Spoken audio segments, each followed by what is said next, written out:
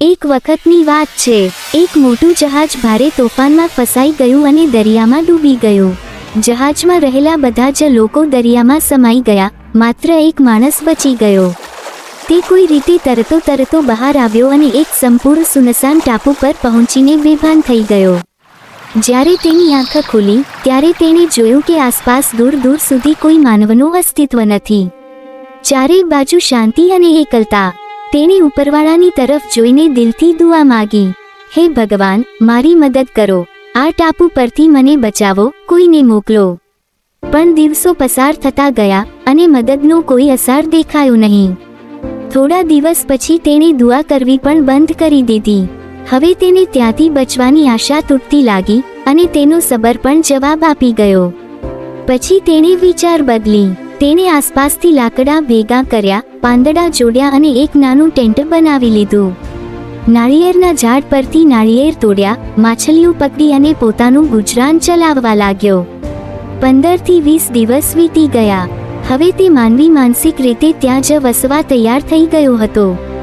લગભગ 20 દિવસની મહેનત બાદ તેણે લાકડાથી નાનું ઘર પણ બનાવી લીધું. એક દિવસ તે નાળિયેર તોડવા જંગલમાં ગયો. જ્યારે પાછો આવ્યો ત્યારે જોયું કે તેનું ઘર આગમાં બળીને રાખ થઈ ગયું હતું. બધું ખતમ. આ દ્રશ્ય જોઈને તેનું દિલ તૂટી ગયું.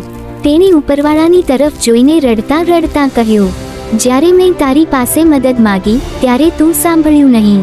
હવે મેં રહેવા માટે ઘર બનાવ્યું તો એ પણ તું જ સળગાવી દીધું.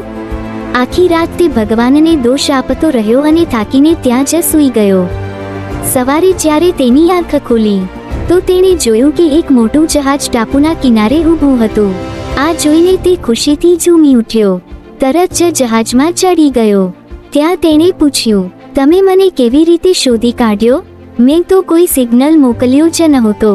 ત્યારે જવાબ મળ્યો, અમે દૂરથી આગનો ધુમાડો જોયો એટલે અહીં આવી ગયા. એ માણસને અચાનક બધું સમજાઈ ગયું. રાતે જે ઘર બળી ગયું હતું એ જ તો તેની મદદનો સંકેત બન્યું હતું. આ સમજ આવતા તે ખુશીથી ચીસ પાડી ઉઠ્યો. શિક્ષા. આપણી જિંદગીમાં પણ એવું જ થાય છે. અમે રોજ ઘણી પ્લાનિંગ કરીએ છીએ અને જ્યારે વસ્તુઓ આપણા પ્લાન પ્રમાણે નથી થતી ત્યારે આપણે ગભરાઈ જઈએ છીએ. આશા તૂટી જાય છે, સબર ખૂટી જાય છે અને આપણે ઉપરવાળાને દોષ આપીએ છીએ.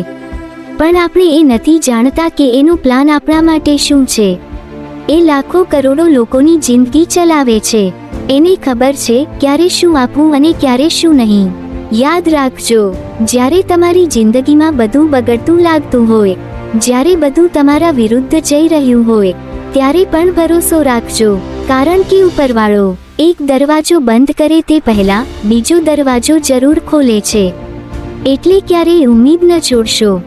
મિત્રો, આવી સ્ટોરી સાંભળવા માટે અમારી ચેનલને સબસ્ક્રાઇબ કરો, લાઈક કરો.